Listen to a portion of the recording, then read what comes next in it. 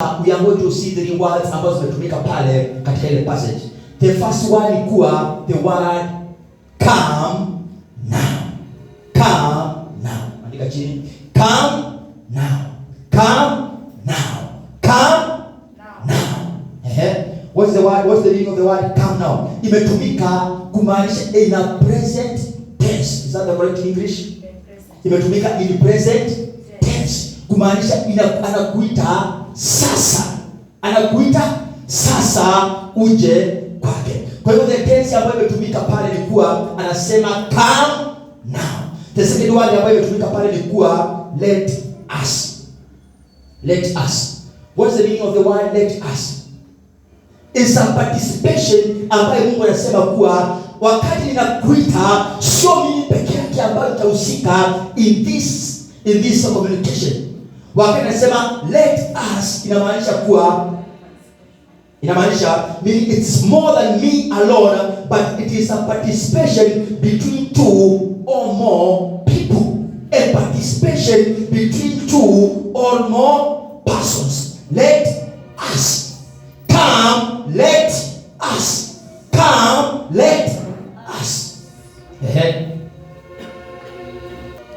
Unaweza kuwa katika maisha umefika mahali in life whereby unaona kuwa no one is able to understand me. No one is able even to listen to what I am about to speak. No one is able to solve my problems. But the Lord himself anasema kuwa come now. Kuna wimbo ambao tulijua na mwimbaji fulani wa TZ anasema nasikia sauti yanasema njoo kwangu nikurejeshe.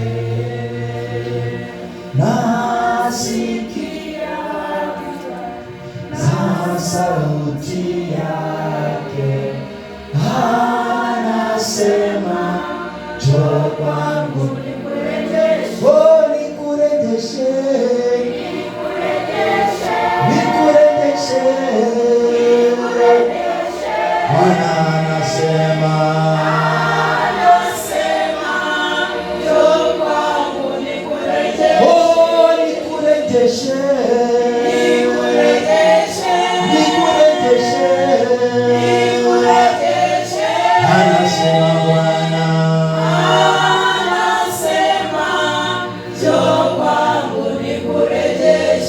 Wakati Mungu anakuita, it does not look how big your sins are. Anasema come now and I will wash all your sins.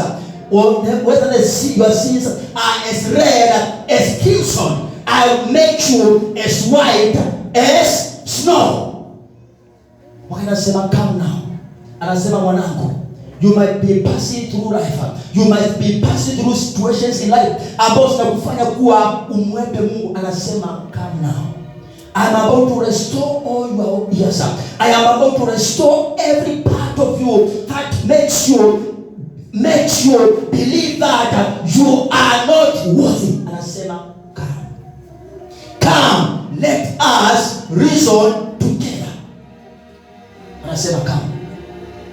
Sijui katika maisha yako umepitia jambo gani ambalo linakufanya uone kama Mungu is so much far from you. God is calling you right now. Anakuambia come my son. Anakuambia come my daughter. I want to restore you. I want to cleanse you. I want to wash you by the precious blood of my son Jesus Christ. He is calling you and me. Do not run away from God, but rather come to him. Run unto him. He is ready to receive you. He is ready to wash you. He is ready even to cleanse you and make you as white as snow. Anasema come. Sijui ni wangapi ambao labda una dhambi zako, Mungu ni kama hawezi kukusamehe. Anasema come. Na anaendelea kuexplain pale, anasema kuwa hata kama dhambi zako ni nyekundu kama damu, he is ready to wash you. He is ready to cleanse you. He is ready to set you free and make you as white as snow. Ambia jirani yako, God is calling you. Mwambie jirani yako, jirani, Mungu anakuita. Mwambie jirani, Mungu anakuita hivi leo. Njoo kwa Mungu. Njoo kwa Yesu. Hatakuosha, hatakufanya ukawe huru, hatakuosha kwa damu yake. Njoo kwa Yesu. Come, let us reason together. Anasema come, let us reason together. Hata kama dhambi zako ni nyekundu kama nini, anasema atakuosha, atakufanya ukawe meupe kama snow. Amen. Maybe umepitia a form of rejection ama sins of the fasting. Labda ulitenda dhambi pale na unauliza Mungu, kweli ninapokuja mbele zako utaweza kunisamea hii dhambi? Anasema even if your sins are as red as crimson. Hata kama umetenda dhambi kali, anakuambia mwanangu, njoo kwangu. I am ready to receive you. I am ready to wash you and make you as white as snow. Hallelujah. That's why kuna words kama vile umewasikia watu wakiomba wakisema, oh, mimi si kitu mbele za Mungu, mimi sifai chochote. Have you heard people pray like that? That is not a correct way to pray, and I will show you why. Hiyo word tuipata katika Corinthians wakati Paulo alisema kama sina upendo mimi si kitu. Lakini when it comes to the matters of God and his destiny, anasema come ama approach me boldly. Tuende katika Hebrews chapter 4 verse 16. Hebrews chapter 4 verse 16. The mouth of unbeliever. And you know the devil is so cunning, and anajua kuwa when believers do not, without wisdom, knowledge and understanding, he writes on the words which they speak even without knowledge. Hebrews chapter 4 verse 16. Kuna vile neno linasema kuhusu coming to God. Hebrews chapter 4 and verse 16. Let us therefore come boldly unto the throne of grace. So that every one of us may know what God is saying. Wakati anasema come now. Start again. Let us therefore come boldly unto the throne of grace. Come boldly. Go to God how? How do we go to God? Boldly. How do we go to God? Biblia inasema kuwa let us therefore come to God boldly. Go to him, approach him boldly. Unto the throne of grace. Unto the throne of grace. That we may obtain mercy. That we may obtain mercy. And find grace. And find grace. To help us. In time of need. In times of need.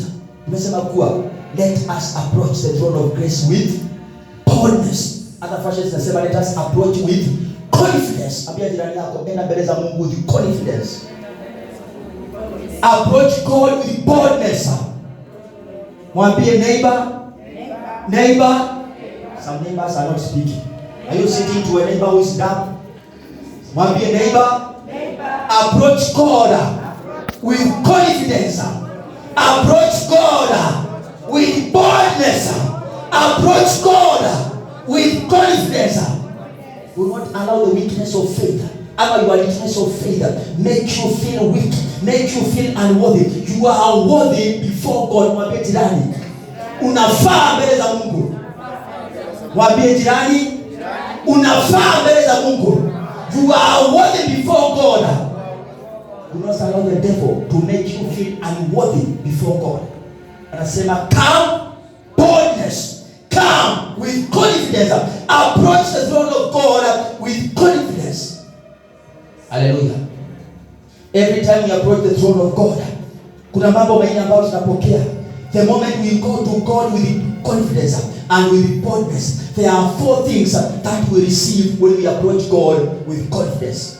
Are you to receive them? 4 things that we receive every time we come to God, according to Hebrews chapter 4 verse 16. Anatuambia let us approach the throne of grace with confidence. The throne of grace. 4 things we receive every time we go to God. Every time we receive, we approach God with confidence. Every time we respond to the call of God to come unto him. Number 1, we receive mercy. Every time you approach God with confidence, you receive mercy. What is mercy? What is mercy? Mercy. What is mercy? To be merciful. To be merciful. We receive mercy.